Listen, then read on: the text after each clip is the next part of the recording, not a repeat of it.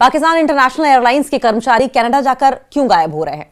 Pakistan international airlines PIA अक्सर विवादों में घिरी रहती है, कभी पायलटों के पास डिग्री न होने के मुद्दे पर, तो कभी निजीकरण की मांग को लेकर। और इस बीच पीआईए के कर्मचारियों की कनाडा में गायब होने की खबरें भी आती रही हैं।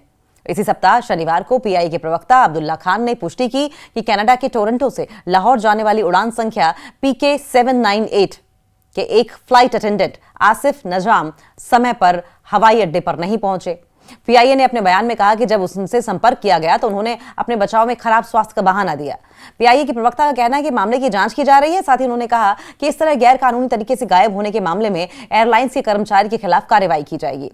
पहले भी होती रही है इस तरह की घटनाएं। ये पहली बार नहीं है जब पीआईए का कोई क्रू मेंबर कनाडा से वापस नहीं लौटा है। इससे पहले भी कई मौकों पर फ्लाइट अटेंडेंट और एयर होस्टेस कनाडा में गायब हो चुके हैं। 29 फरवरी 2024 को इसी तरह का एक मामला सामने आया था। पीआईए की उड़ान संख्या PK 783 से कराची से टोरंटो पहुंचे पीआईए के फ्लाइट अटेंडेंट जिब्रान बलूच को उड़ान संख्या PK 782 से वापसी करनी थी। टोरंटो के पियर्सन हवाई अड्डे के टर्मिनल 3 पर विमान उड़ान भरने को तैयार था, लेकिन जिब्रान लापता थे। वो तय समय पर होटल से हवाई अड्डे के लिए नहीं निकले।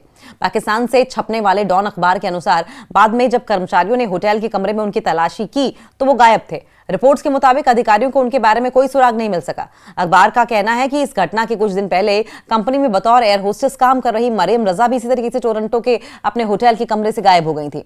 समा टीवी के अनुसार कंपनी के अधिकारियों को कमरे में उनकी ड्रेस के पास एक नोट मिला था जिस पर थैंक यू पीआईए लिखा हुआ था।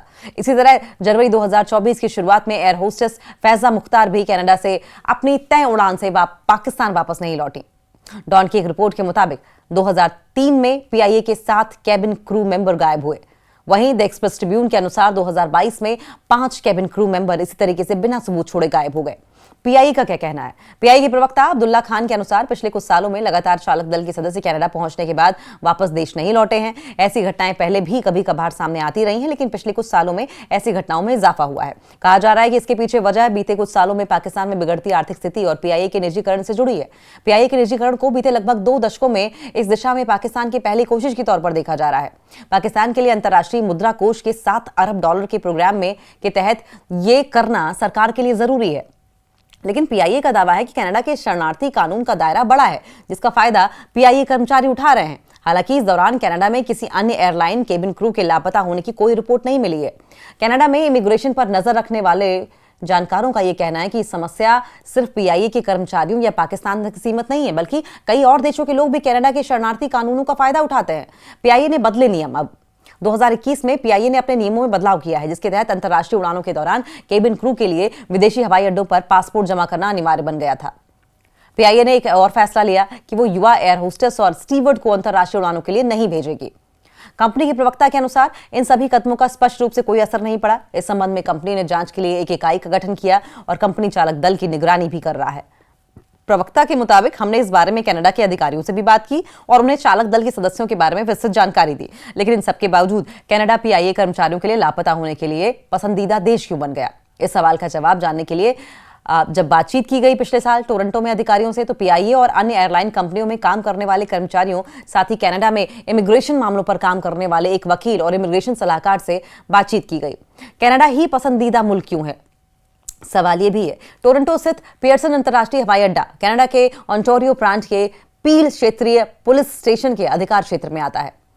और जब पील पुलिस से पूछा गया कि क्या लापता पीआईए क्रू मेंबर्स के संबंध में किसी तरह की कोई कोर्ट या कोई गुमशुदगी रिपोर्ट दर्ज की गई है, तो पील पुलिस के प्रवक्ता रिचर्ड चिन ने ईमेल पर जानकारी दी कि हमने अपने हवाई अड्डा सेक्शन से इस बात की पुष्टि की है कि पील पुलिस को इस संदर्भ में कोई गुमशुदा व्यक्ति से जुड़ी कॉल नहीं मिली। उन्होंने कहा कि आमतौर पर परिवार का कोई सदस्य या परिचित गुमशुदगी की रिपोर्ट दर्ज कराने के लिए पुलिस से संपर्क करता है। अगर एयरलाइन कर्मचारी शरण पाने के लिए गायब हो रहे हैं तो इस संबंध में कनाडा सीमा सेवा यानी कि CBSA से संपर्क किया जा सकता है। हालांकि CBSA की प्रवक्ता कैरन मार्टल ने ईमेल पर जानकारी दी कि CBSA किसी व्यक्ति या उसके मामले पर टिप्पणी नहीं करता, क्योंकि किसी व्यक्ति की सीमा और इमिग्रेशन संबंधी जानकारी पर्सनल मानी जाती है, निजी मानी जाती है, प्राइवेट मानी जाती है और गोपनीयता अधिनियम के तहत होती है। कुछ इसी तरह का जवाब कनाडा की इमिग्रेशन, रिफ्यूजी एंड सिटीजनशिप विभाग IRCC ने दिया। विभाग ने ईमेल पर BBC को बताया कि गोपनीयता कानूनों के कारण ये व्यक्तिगत मामलों पर टिप्पणी नहीं कर सकता। विदेशी उड़ानों के लिए क्रू मेंबर्स के क्या नियम है? देखिए, कैरन मार्टेल ने कनाडा आने वाले उड़ानों के क्रू मेंबर्स पर लागू होने वाले कनाडाई कानूनों की जानकारी दी। इमिग्रेशन, रिफ्यूजी एंड सिटीजनशिप नियमों के अनुसार जो व्यक्ति उड़ान दल के सदस्य हैं या उसका हिस्सा है, उन्हें कनाडा में प्रवेश करने या रहने के लिए अस्थायी वीजा की आवश्यकता नहीं है, लेकिन शर्त यह है कि कनाडा और दूसरे देश उड़ान जहां से आई है के बीच वीजा को लेकर समझौता हो। सीबीएसए की प्रवक्ता कैरन मार्टेल के मुताबिक अगर विदेशी उड़ान का कोई क्रू मेंबर कनाडा पहुंचने के बाद अपना काम छोड़ देता है तो एयरलाइन को इसकी जानकारी सीबीएसए को देना जरूरी है। यह नियम उस सूरत में लागू होता है जब कोई व्यक्ति अचानक गायब हो जाता है और इस बात के पुख्ता सबूत हो कि वो अपनी ड्यूटी छोड़ चुके हैं। कनाडा के नियमों के अनुसार अगर कर्मचारी को पद से हटाया गया तो वो 72 घंटों के भीतर खुद कनाडा नहीं छोड़ते, तो एयरलाइन को कनाडाई अधिकारियों को इसकी जानकारी देनी होती है।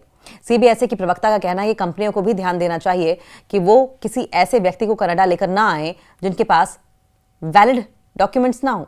एयरलाइन कंपनियों में काम कर रहे वर्तमान और पूर्व कर्मचारियों से बात की और ये समझने की कोशिश की कि कनाडा में कर्मचारियों को गायब हो जाना इतना आसान क्यों है। ये सभी ये बात मानते हैं कि कनाडा में कानून और पहले से मजबूत नेटवर्क के कारण ऐसी घटनाओं को रोकना आसान होता है। एक मुश्किल दस्तावेज की भी जरूरत होती है। सामान्य तौर पर एयरलाइन कर्मचारियों यात्रा दस्तावेज अन्य यात्रियों से अलग होते हैं। एयरलाइन कर्मचारियों को संबंधित देश के वीजा की जरूरत नहीं होती, बल्कि वो एक जनरल डिक्लेरेशन के जरिए इन देशों की यात्रा कर सकते हैं। इंटरनेशनल सिविल एविएशन ऑर्गेनाइजेशन के मुताबिक इस दस्तावेज में क्रू मेंबर्स की जानकारी, विमान का रजिस्ट्रेशन नंबर, उड़ान के आने और जाने संबंधी जानकारी होती है। ये दस्तावेज असल में इमिग्रेशन अधिकारियों के लिए एक तरह की गारंटी है कि क्रू मेंबर तय समय तक देश छोड़ देंगे। पीआईए के अधिकारी ने बताया कि जब कोई क्रू मेंबर लापता होते हैं तो इसकी भनक तक नहीं लगने देते। ये सब बहुत गुप्त तरीके से किया जाता है। वो पहले से उस देश में मौजूद लोगों से पहले ही चर्चा कर चुके होते हैं। वो कहते हैं कि ये एक दिन में लिया गया फैसला नहीं होता, बल्कि वो महीनों की योजना और कनाडा में एजेंटों के नेटवर्क के साथ दस्तावेज तैयार करने के बाद ये कदम उठाते हैं।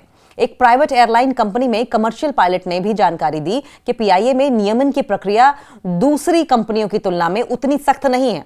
यह भी कारण हो सकता है। इसके अलावा पाकिस्तान की अर्थव्यवस्था और पीआईए को लेकर अनिश्चितता भी इसके पीछे एक बड़ा कारण है। एयरलाइन अधिकारियों ने बताया कि दुनिया भर में एयरलाइन के क्रू मेंबर्स पर लंबी उड़ान के दौरान देश में यात्रा करने या फिर नाते रिश्तेदारों से मिलने पर कोई प्रतिबंध नहीं है। लेकिन कनाडा ही क्यों? कनाडा में मौजूद इमिग्रेशन वकील मेहरीन रजा पिछले 2 दशकों से कनाडा में शरणार्थियों का प्रतिनिधित्व कर रही हैं। उन्होंने ओंटारियो में साउथ एशिया लीगल क्लिनिक की स्थापना की है, जो ऐसे लोगों की मदद करती है जो दूसरे देश में शरण लेने का खर्च नहीं उठा सकते।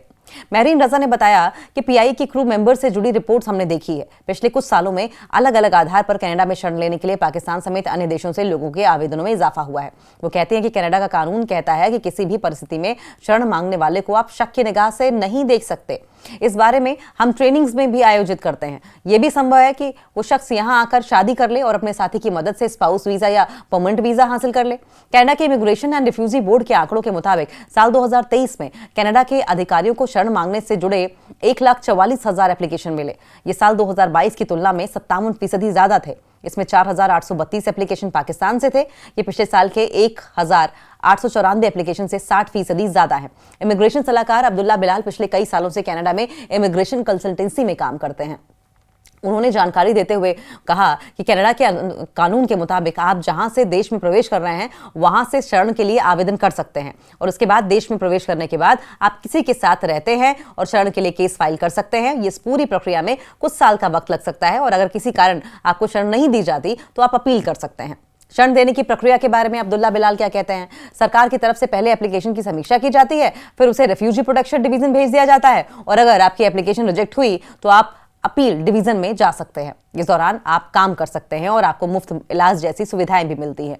लोग यहाँ शादी भी करते हैं और स्पॉन्सर भी हो सकते हैं। वो कहते हैं कि कनाडा में रिफ्यूजी सेवा तक आपकी पहुंच होती है और कुछ मामलों में इस प्रक्रिया का खर्च पूरा करने के लिए व्यक्ति धार्मिक संस्थाओं की भी मदद ले सकता है। मेहरीन और बिलाल दोनों ने कहा कि कई बार शरण मांगने वाला व्यक्ति इसके लिए झूठे कारण बताता है। इसका असर उन पर पड़ता है जो असल में शरण पाने के हकदार हैं। मेहरीन रजा ने जानकारी दी कि शरण मांगने के कारणों में धर्म, यौन रुझान, राजनीतिक आधार या पारिवारिक कारणों से निशाना बनाया जाना शामिल हो सकते हैं। अब्दुल्ला बिलाल कहते हैं कि कनाडा में शरण लेने की प्रक्रिया का अब व्यवसायीकरण हो रहा है। वो कहते हैं कि लोग विजिटर वीजा पर आते हैं और फिर शरण के लिए आवेदन करते हैं। वो कहते हैं कि केवल पाकिस्तान ही नहीं बल्कि भारत, ईरान, नाइजीरिया, मेक्सिको जैसे दूसरे देशों से भी लोग कनाडा में शरण लेना चाहते हैं, लेकिन इसके कारणों की पुष्टि करना मुश्किल है। वो कहते हैं कि अगर कोई खुद को समलैंगिक कहता है तो इस दावे का निर्धारण कैसे किया जा सकता है। धार्मिक अल्पसंख्यक के आधार पर खतरे के दावों की पुष्टि भी कठिन है। पीआईए ने मुश्किल के हल के लिए क्या कुछ किया है, इस संबंध में पीआईए प्रशासन के एक अधिकारी ने नाम न जाहिर करने की शर्त पर जानकारी दी कि इसे रोकने के लिए बॉन्ड लेने की प्रक्रिया शुरू की गई थी, लेकिन इसका कोई असर नहीं हुआ। वो कहते हैं कि कर्मचारियों से बॉन्ड लिए गए लेकिन इसका कोई असर नहीं हुआ, लोगों का गायब होना नहीं रुका। पीआईए के अधिकारी ये भी कहते हैं कि लापता हुए लोगों के परिवारों के खिलाफ एफआईआर दर्ज करने के बारे में भी विचार किया गया, लेकिन इसे इम्प्रैक्टिकल मानकर यह विचार छोड़ दिया गया। अदालत इसे 1 मिनट में खारिज कर देगी। वो कहते हैं कि इस तरह गायब हुए कर्मचारियों को रेड फ्लाई लिस्ट में डालने की भी बात हुई थी। हालांकि ये मुश्किल है क्योंकि इन लोगों को डिपोर्ट नहीं किया गया। कुछ साल बाद वो किसी दूसरे देश के पासपोर्ट पर यात्रा करना शुरू कर देते हैं। आप उन्हें रोक नहीं सकते। हवाई अड्डे पर पासपोर्ट जमा कराने की प्रक्रिया के बारे में मेहरान रजा कहती हैं कि पासपोर्ट वो पहली चीज है जिसे शरण लेना चाहने वाले लोग नष्ट कर देते हैं और इसलिए इसका कोई इस्तेमाल नहीं है। वो कहते हैं कि ये इस समस्या का समाधान दोनों देशों के अधिकारियों को बातचीत के माध्यम से निकालना होगा।